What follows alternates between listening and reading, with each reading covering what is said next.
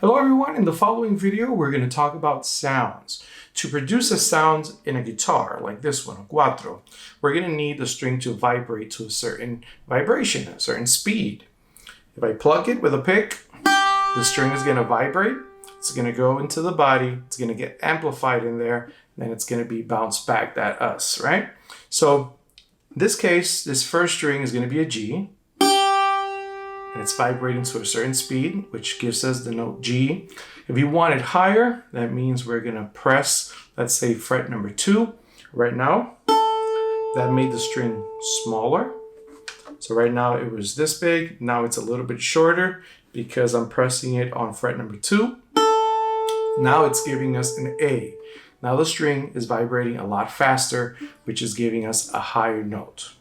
Which brings us to the next point is that in music we have low sounds and we have high sounds.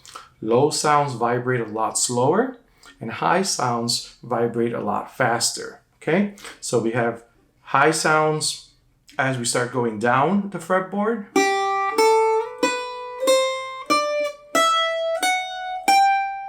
Then we have low sounds going back.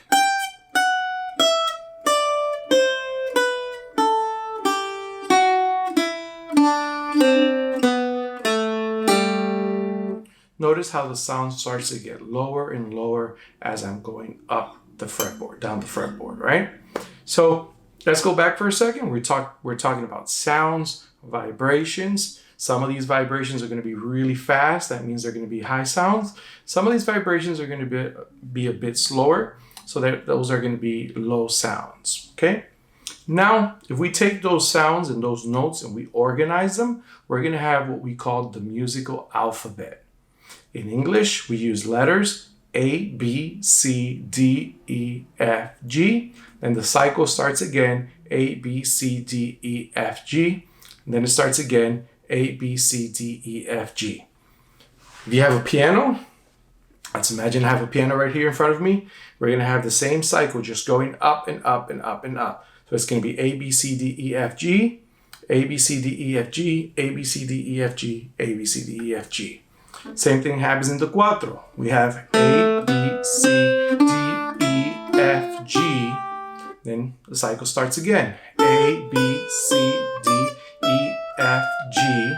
Then it starts again, right? And it keeps going down. We can go back and reverse to where we have G, F, E, D, C, D, B, and A, right?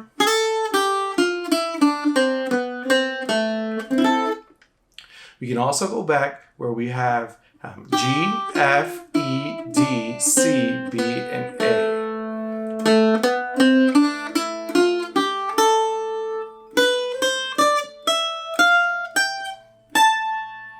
Okay, so that's the scale going down. I don't want you to focus on the notes. What I want you to focus is on the concept, the musical alphabet concept. I want you to see it as a cycle that just keeps repeating itself over and over again, where we have notes that are set in a pattern and they can go up or they can go down and reverse, okay? Every single time we restart off a pattern, so that means let's say we start in A. The next pattern of notes is going to be an octave higher. So that means we're going to be 8 notes higher. This is A, this is A, right? So we're starting 8 notes higher than we previously started. So this is A, A. Now I'm starting that in a new octave, which is the second octave where I'm going to do the same cycle of notes going up.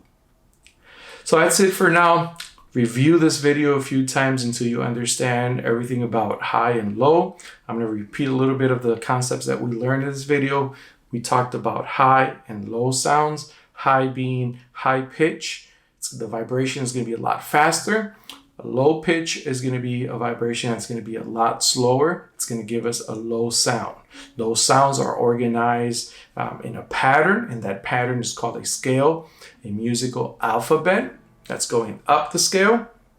So we start off in A, B, C, D, E, F, G, and we can go back down the stairs, let's say, and we can go down to G, F, E, D, C, B, A. Okay? Every single time we repeat that cycle, we are actually going to a new octave, all right? And that's some of the vocabulary I want you to review. I want you to review pitch, sound, vibration, high pitch, low pitch, musical alphabet, and then we have the octave.